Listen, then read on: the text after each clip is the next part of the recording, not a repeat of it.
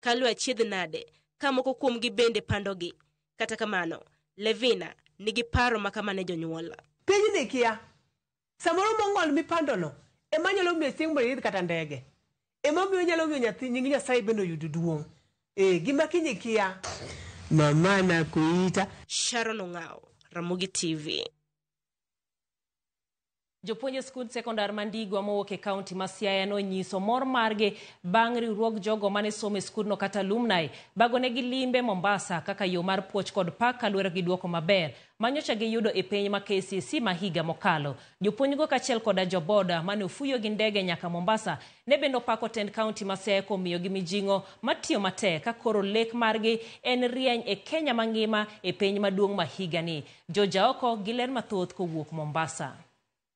Ne en mor ne jopuonj kaachiel kod board mar sikund sekondar Mandikwa mawuok Rarieda e kaunti ma Siaya bang' chopo Mombasa kuma gichano timo limbe mar ndalo 4. En limbe mane ochan gi moko kuom jogo ma yande somo e sikundno mane otiyo kanyakla gi tend kaunti ma Siaya mar neno ni gimiyo jopuonjgo mijing'o kaluwore gi duoko maber mar penj manyocha giyudo higa mokalo. Wabiro ka mondo wa celebrate the good result mane wayudo 2024 and to re-energize nikech bang' tich matek wadwaro dhi kamoro wayueyo waparo what next. So planning is also part of this visit.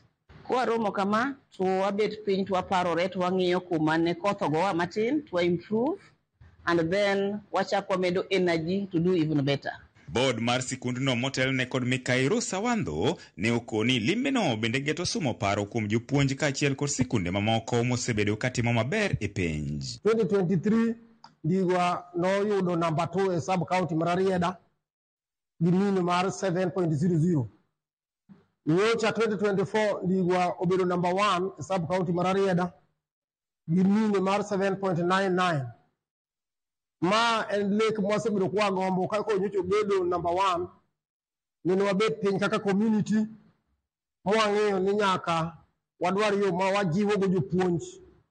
Japuonj kipako to nyaka oti matek to kiludhe ga yan gi weche moko manono to konyal chiyo matek kata gimidwaro kuome no konyal.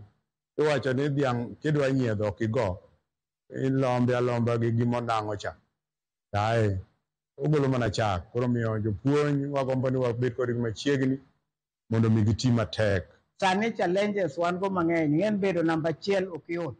Joma gwerowa, joma gwarowa, joma gombo mondo ogowa mondo walwar piny ng'eny. Tang'eyo kaka wabiro Mombasa ka waikre kendo wadok wasingre ni gibiro temo to gibiro dial the wrong number. Wadwa mondo watem wa maintain the standard mwantieni.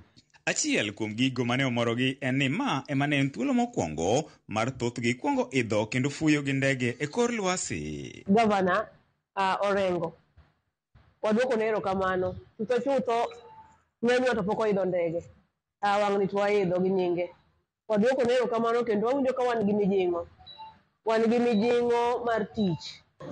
For the first time Ndigo secondary school staff obiro ka gi ndege kendo dok gi ndege courtesy of our governor. Kan gadiera ni bang' wuok ka jopuonj dhi mako class kane gimago lwetgi 2 gidhi mago lwetgi 4 ng'eto tich dhi tire kabisa. So as teachers what do assure the community that will work extra hard after these good treats. Moko kuom kuonde magitime limbe gin dho wedhi Mombasa, oinga mar Fort Jesus, Kenya Ferry kaachiel kod tunge liech e kind kuonde mamoko malombo welo.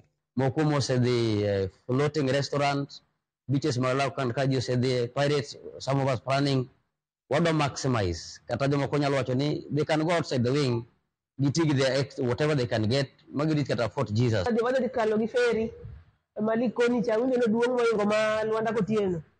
Modwa dhi neno kabisa. Moro be winjo nitie Dubai, moro be Malindi koni. Yung Dubai ma Kenya. Mano be wadhi ng'iyo. Kitambo waduog dala wuok tich. Mombasa wang'e yote. George Aoko, Ramogi TV, Mombasa.